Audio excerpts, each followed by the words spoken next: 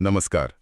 आज हम एक अहम दौरे पर बात कर रहे हैं, श्रीलंका के राष्ट्रपति अनुराग कुमारा दिसानायके की भारत यात्रा। ये 15 से 17 दिसंबर 2024 को हुई और ख़ास बात यह है कि राष्ट्रपति बनने के बाद ये उनका पहला विदेश दौरा था, भारत का। जी बिल्कुल, ये अपने आप में काफी महत्वपूर्ण संकेत है। हाँ, तो नई दिल्ली में प्रधानमंत्री नरेंद्र मोदी के साथ उनकी बातचीत हुई। अब देखिए, पिछले कुछ सालों में भारत ने, हम सब जानते हैं, श्रीलंका की मदद की है, खासकर वो जो $4 अरब की सहायता थी अर्थव्यवस्था को स्थिर करने के लिए। हाँ, वो बहुत जरूरी मदद थी उस वक्त। बिल्कुल। पर अब लगता है रिश्तों में एक नया मोड़ आ रहा है। तो आज हम इसी यात्रा के जो मुख्य नतीजे हैं और इसके मायने क्या हैं, उसे समझने की कोशिश करेंगे। तो सबसे बड़ा बदलाव क्या लग रहा है? ऐसा लग रहा है कि अब सिर्फ मदद से आगे बढ़कर निवेश आधारित विकास पर फोकस शिफ्ट हो रहा है।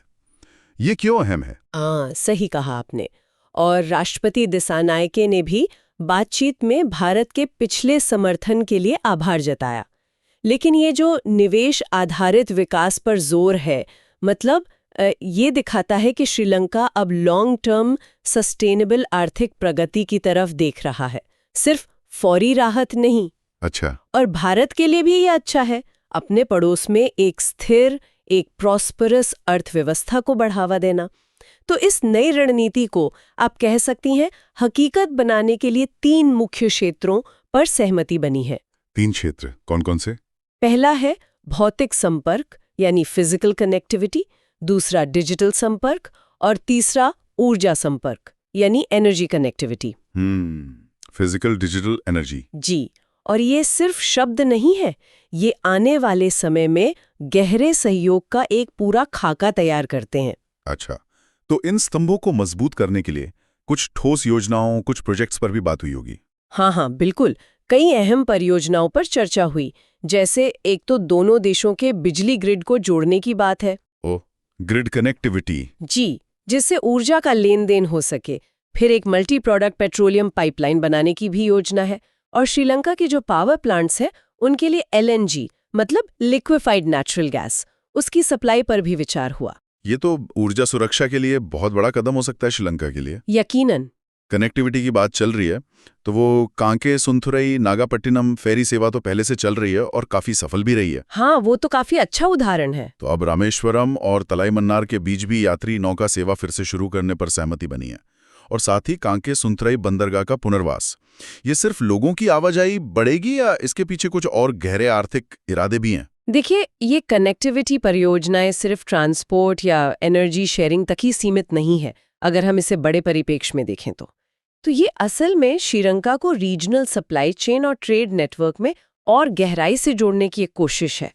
रामेश्वरम, तलाईमन्नार जैसी सेवाएं, हाँ, लोगों के बीच संपर्क, सांस्कृतिक रिश्ते मजबूत करती हैं, लेकिन इनका बड़ा लक्ष्य तो आर्थिक संबंधों को तेज करना और एक तरह की आपसी निर्भरता बढ़ाना है, जिससे साझा विकास हो सके। समझ गया। तो इन बड़ी कनेक्टिविटी योजनाओं के अलावा और किन क्षेत्रों में सहयोग की बात हुई? कुछ और भी था? हाँ, दायरा काफी फैला हुआ है। जैसे वो सामपुर सौर ऊर्जा परियोजना है, उसके काम में तेजी लाने का फैसला हुआ है। अच्छा, सोलर एनर्जी। जी, और एक और दिलचस्प बात है, द्विपक्षीय व्यापार में स्थानीय मुद्राओं के इस्तेमाल को बढ़ावा देना। स्थानीय मुद्रा मतलब रुपये और श्रीलंकाई रुपये में व्यापार? ये तो काफी बड़ा कदम हो सकता है। बिल्कुल, डॉलर पर निर्भरता कम करने की दिशा में एक अहम कदम। इसके अलावा भारत ने कृषि, डेयरी, मत्स्य पालन, आवास, रिन्यूएबल एनर्जी और इंफ्रास्ट्रक्चर डेवलपमेंट में भी सहयोग जारी रखने की बात कही है। यानी काफी सारे सेक्टर्स कवर हो रहे हैं। हाँ, और एक और चीज, हाइड्रोग्राफी मतलब समुद्री क्षेत्र का सर्वे और मैपिंग, इसमें भी सहयोग शामिल है। ये समुद्री सुरक्षा और संसाधनों के मैनेजमेंट के लिए जरूरी है। जी। और कूटनीतिक स्तर पर, डिप्लोमेटिक लेवल पर क्या कुछ हुआ? 2 खास बातें रहीं। एक तो श्रीलंका ने संयुक्त राष्ट्र सुरक्षा परिषद में 2028-29 के लिए भारत की जो अस्थायी सीट की उम्मीदवारी है, उसका फिर से समर्थन किया है। अच्छा, वो महत्वपूर्ण है। जी। और दूसरी तरफ भारत ने इंडियन ओशन रिम एसोसिएशन यानी आयोरा की आगामी अध्यक्षता के लिए श्रीलंका को अपना पूरा समर्थन दिया है। आयोरा हिंद महासागर क्षेत्र का एक अहम मंच है। तो ये दिखाता है कि रीजनल और इंटरनेशनल लेवल पर भी दोनों देश साथ खड़े हैं। बिल्कुल। और कुछ समझौतों पर हस्ताक्षर भी हुए हैं शायद, जी। MOU वगैरह। हाँ, 2 समझौता ज्ञापनों पर हस्ताक्षर हुए। एक तो श्रीलंकाई सिविल सेवकों के भारत में प्रशिक्षण से जुड़ा है और दूसरा है दोहरे कराधान से बचाव का समझौता, जिसे हम DTAA कहते हैं, उसमें संशोधन से संबंधित है। अच्छा, ये टैक्स वाला मामला तो व्यापार और निवेश को आसान बनाएगा। जी बिल्कुल। तो इन सब बातों का निचोड़ क्या है अगर हम इस पूरी यात्रा को समेटे तो? ऐसा लग रहा है कि भारत श्रीलंका संबंध अब सिर्फ वो मदद वाले फेज से आगे निकलकर एक नए दौर में जा रहे हैं। मतलब भविष्य के लिए निवेश, कनेक्टिविटी, आपसी विकास पर आधारित साझेदारी। आपने बिल्कुल सही समझा।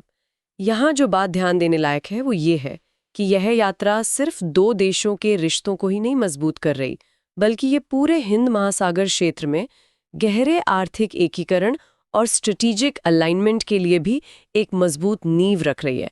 तो इसका महत्व सिर्फ बायलेटरल नहीं, रीजनल भी है। और जाते जाते एक सवाल मन में आता है, सोचने वाली बात है। ये जो स्थानीय मुद्राओं में व्यापार बढ़ाने की कोशिश है और ये जो बड़ी बड़ी कनेक्टिविटी परियोजनाएं हैं, अगर ये सफल होती हैं तो आने वाले समय में दोनों देशों के आम लोगों की जिंदगी पर और इस पूरे क्षेत्र की डायनेमिक्स पर इनका कैसा और कितना गहरा असर पड़ेगा? निश्चित रूप से ये वो डेवलपमेंट्स हैं जिन पर आगे भी नजर बनाए रखनी होगी, देखना होगा ये कैसे आकार लेते हैं।